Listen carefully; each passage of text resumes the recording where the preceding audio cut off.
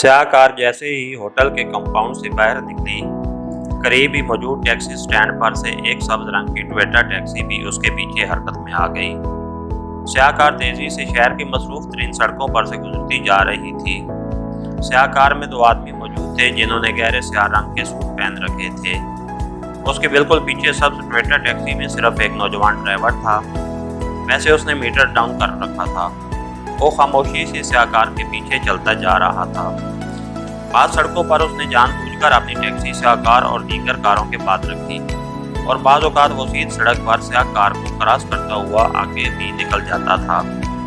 इससे साफ जाहिर था कि टैक्सी में मौजूद नौजवान ताक़ुब के फन में पूरी तरह माहिर था।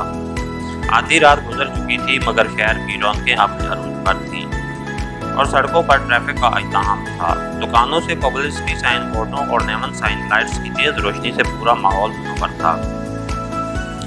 जल्दी से आकार शहर की रोशन सड़कों को छोड़कर मज़ाफ़ात की तरफ जाने वाली सड़क पर मुड़ गई। यहाँ ट्रैफिक ना होने के बराबर था, इसलिए सब टोयोटा टैक्सी ने काफ़ी फासला देकर उसका ताक़ुब करना शुरू कर दिया। काफ़ी दूर जाकर सड़क दो ऊंचे पहाड़ों के दरमियान गिरती चली गई और फिर एक मोड़ मुड़ते ही स्याह कार की बैक लाइट भी गायब हो गई।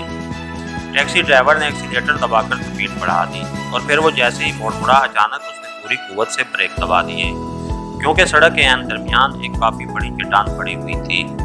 उसकी दोनों साइडों से इतना रास्ता नहीं था कि वो अपनी कार निकाल सके। स्याह कार गायब हो चुकी थी। नौजवान ने एक तवील सांस लेते हुए इंजन बंद किया और फिर दरवाज़ा खोलकर बाहर निकल आया। उसका एक हाथ कोट की जेब में मौजूद रिवाल्वर के दस्ते पर था और नजरें इधर उधर भटकती हुई दोबारा उस चट्टान पर जम गईं। दोनों तरफ ऊंचे ऊंचे पहाड़ थे और बाएं तरफ से अभी तक छोटे छोटे पत्थर गिर रहे थे। तो इसका मतलब है चट्टान खुद गिरी है, गिराई नहीं गई, नौजवान ने दिल ही दिल में सोचा। और फिर उसने आगे बढ़कर चट्टान को एक तरफ धकेलने की कोशिश की, मगर चट्टान बहुत भारी थी। पूरी कुव्वत इस्तेमाल करने के बावजूद वो चट्टान को उस जगह से एक इंच भी न खिसका सका। क्या मुसीबत है, उसने तंग आकर चट्टान को एक ठोकर मारी और फिर वापस अपनी कार की तरफ बढ़ गया। उसने चाबी घुमाकर कार का इंजन जगाया और फिर उसे मोड़ने की कोशिशों में लग गया। इतनी तंग सड़क पर कार वापस मोड़ना भी एक मसला बन गया था। तकरीबन 10 मिनट की जानतोड़ कोशिशों के बाद वो कार बैक करने में कामयाब हो गया। कार का रुख सीधा होते ही उसने गियर बदलकर एक्सीलेटर दबा दिया और कार कमान से निकले हुए तीर की तरह आगे की तरफ लपकी। मगर नज़दीकी मोड़ मुड़ते ही उसे एक बार फिर पूरी कुव्वत से ब्रेक लगाना पड़ी, क्योंकि सामने के तंग मोड़ से एक हैवी गाड़ी अचानक उसके सामने आ गई थी। दोनों गाड़ियां आमने सामने रुक गईं। नौजवान ने मायूसी से सर हिलाते हुए कार का इंजन एक बार फिर बंद कर दिया, क्योंकि सामने से आने वाली गाड़ी इतनी हैवी थी कि उसका उस तंग सड़क पर मुड़ना तकरीबन नामुमकिन ही था। हैवी लैंड ओवर से दो आदमी नीचे उतरकर उस नौजवान की तरफ बढ़े। नौजवान भी उनको अपनी तरफ आता देखकर कार से नीचे उतर आया। क्या बात है, आप दूसरी बाई रोड से क्यों नहीं आए? आपको मालूम नहीं कि यह सड़क सिर्फ एक तरफा ट्रैफिक के लिए इस्तेमाल होती है? उनमें से एक ने, जो जिस्मानी लिहाज से खासा लहीम शेम था और उसकी वर्दी बतला रही थी कि वो पेशावर ड्राइवर है, इंतहाई सख्त लहजे में सवाल किया, क्योंकि आने वाले वक्त में जो मुश्किल पैदा होनी थी उसका एहसास उसे भी हो गया था। आप ठीक कहते हैं जनाब, मैं दरअसल जा ही रहा था कि मगर आगे मोड़ के बाद एक काफ़ी बड़ी चट्टान ने सड़क बंद कर दी है। मजबूरन मैं कार मोड़कर वापस आ रहा था। आप बताइए, इसमें मेरा क्या कसूर है? नौजवान, जिसने गहरे रंग का सूट पहना हुआ था, बड़ी हलीमी से जवाब दिया। ओह, फिर तो बड़ी मुश्किल हो गई। ड्राइवर के लहजे में परेशानी साफ अयान थी। जी हाँ, नौजवान ने यूं मुतमईन अंदाज में जवाब दिया जैसे वो सारी रात यहीं बैठने का इरादा करके कार से निकला हो। क्या वो इतनी बड़ी चट्टान है कि हम 3 आदमी मिलकर भी उसे नहीं खिसका सकेंगे? ड्राइवर के साथ खड़े हुए आदमियों में से एक ने पूछा। नौजवान एक लम्हा बगौर उसे देखता रहा, फिर उसने मुस्कुराहट भरे लहजे में जवाब दिया, ये तो मुझे मालूम नहीं कि आपके जिस्म में कितनी ताकत है। अलबत्ता मैंने तो पूरा जोर लगा दिया था, मगर वो चट्टान अपनी जगह से 1 इंच भी नहीं खिसकी। खैर, 1 इंच तो कोई बात नहीं। मेरा दावा है कि चाहे पहाड़ ही क्यों ना हो, 1.5 इंच के करीब तो मैं अकेला उसे हटा दूंगा। मननी से आदमी ने जो जवाबन मुस्कुराते हुए कहा और वो दोनों उसकी बात पर जोर से हंस पड़े। चलो, चलकर कोशिश तो करें। ورنہ اور تو کوئی صورت نہیں سوائے اس کے کہ یہاں ساری رات کھڑے رہیں۔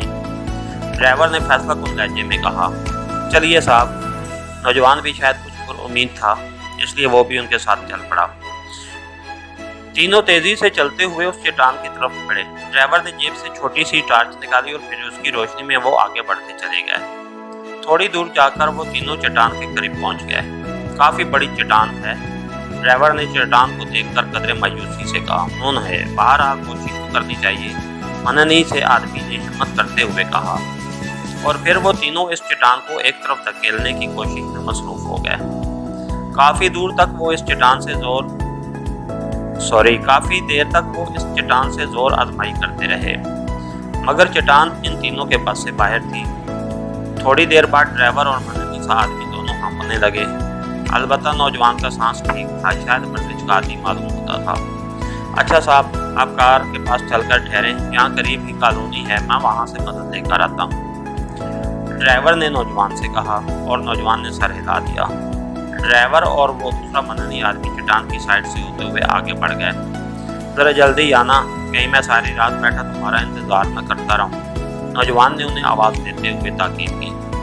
اچھا صاحب، ڈرائیور نے جواب دیا اور وہ آگے چلتے ہوئے اندھیرے میں گم ہو گئے۔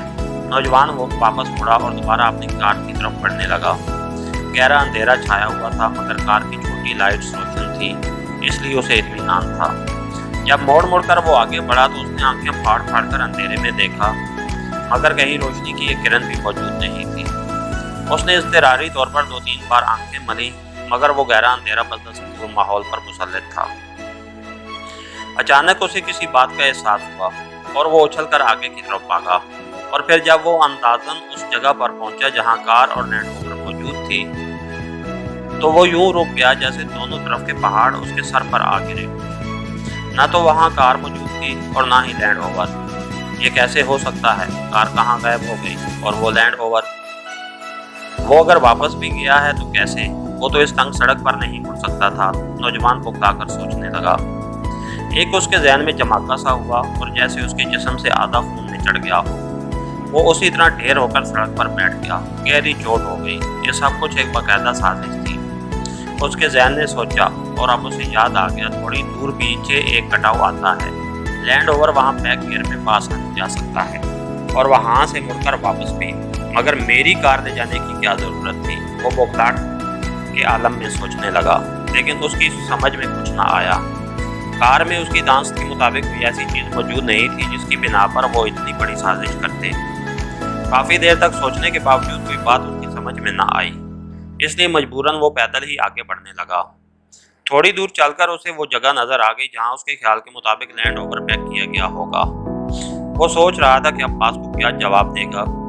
اپنے باس کے متعلق وہ اچھی طرح جانتا تھا کہ وہ کتنا سخت آدمی ہے۔ ابھی وہ یہ سوچ ہی رہا تھا کہ اچانک ایک ہلکی سی بنبناہٹ کی آواز کے کانوں میں آئی۔ وہ چونک پڑا۔ دوسرے لمحے اس نے بڑی پھرتی سے جیب میں ہاتھ ڈالا اور پھر ایک چھوٹا سا لائٹر نکال کر اس کے کونے میں لگا ہوا ایک بٹن دبا دیا۔ بنبناہٹ کی آواز جو اس لائٹر سے خارج ہو رہی تھی بند ہو گئی۔ اب اس کی جگہ ہلکی ہلکی زو کی آواز نکلنے لگی۔ پھر چند لمحوں بعد ایک بھاری مردانہ آواز سنائی دی۔ Hello number 3 operation smoking pass calling over. Yes number 3 operation 5 smoking speaking this and over. نوجوان نے قدرے گھبراہٹ امیز لہجے میں جواب دیا۔ Report number 3 over. باس کی بھاری بھرکم آواز اس کے کانوں میں گونجی۔ باس آئی ایم ویری سوری، باس میں ایک گہری سازش کا شکار ہو گیا۔ اور پھر اس نے تعاقب اور کار غائب ہونے کی پوری تفصیل سنا دی۔ تمہیں کس نے حکم دیا نمبر 3 کہ جسمین پارٹی کا تعاقب کرو؟ تمہیں تو بٹر فلائی کی نگرانی کے لیے احکامات دیے گئے تھے۔ اوور۔ باس کا لہجہ بے حد سخت ہو گیا تھا اور نوجوان کو باس کی بات سن کر یوں لگا جیسے اسے کسی نے پکڑ کر سینکڑوں فٹ گہرے اندھیرے غار میں دھکیل دیا ہو۔ سر آپ نے تو پیغام بھیجا تھا کہ بٹر فلائی کے بجائے جسمین پارٹی کا تعاقب کروں۔ اوور۔ نوجوان نے تھر تھر کانپتے ہوئے جواب دیا۔ کیسا پیغام؟ تمہیں کس طرح پیغام ملا تھا؟ اوور۔ باس نے ادھر سے چونکتے ہوئے جواب دیا۔ سر ایک روکا تھا جس کے نیچے باس لکھا ہوا تھا۔ اوور۔ نمبر 3 نے جواب دیا۔ تو اس کا مطلب ہے تمہیں نہ ہی کوڈ کی پرواہ اور نہ ہی ٹرانسمیٹر کی، تم مجھ سے ٹرانسمیٹر پر کنٹیکٹ کر سکتے تھے۔ ओवर, पास की गरीदार आवाज़ सुनाई दी। सर गलती हो गई ओवर। नंबर 3 के जिस्म पर खौफ से लर्ज़ा तारी हो गया था। तुम्हें इल्म नहीं कि 3-1 तुम्हारी इस छोटी सी गलती ने कितना बड़ा नुकसान पहुंचाया है। कार में खुफिया तौर पर 606 के कागजात छुपाए गए थे जो कि बटरफ्लाई के हाथ पहुंचाने थे, मगर अब ओवर, पास गुस्से से गरजता हुआ बोला। सर मुझे कागजात का कतई इल्म नहीं था ओवर। नंबर 3606 का नाम सुनकर मजीद घबरा गया। तुम्हें हर बात का इल्म कैसे हो सकता है? नंबर 3, बहरहाल अब मैं देखूंगा कि जस्मीन पार्टी के कब्जे से वो कागजात कैसे निकल सकते हैं। तुम ऐसा करो कि अपने ट्रांसमीटर के दाएं कोने पर मौजूद हुक खींच दो ताकि तुमसे फौरी कांटेक्ट हो सके और मेरे आइंदा ऑर्डर के लिए तैयार रहो। मैं चाहता हूं कि अब तुम ही जस्मीन पार्टी के कब्जे से वो कागजात निकालो, तभी तुम्हारी जान बच सकती है। ओवर एंड ऑल, बॉस ने कदरे नरम लहजे में कहा। और नंबर 3 ने जान बचने पर इत्मीनान का एक तवील सांस लिया। चुनांचे इत्मीनान होते ही उसने लेटर नुमा ट्रांसमीटर के दाएं कोने पर मौजूद हुक की तलाश शुरू कर दी। आखिर उसकी उंगलियां उस हुक से टकरा ही गई। एक छोटा सा हुक था जो उससे पहले उसकी नज़रों पर नहीं चढ़ा था। उसने फुर्ती से वो हुक खींचा और फिर लाइटर को जेब में डालकर आगे बढ़ने लगा। अभी वो 10 कदम ही आगे किया था कि एक खौफनाक धमाका हुआ और नौजवान के जिस्म लगातार टुकड़ों में तकसीम होकर फिजा में बिखर गया।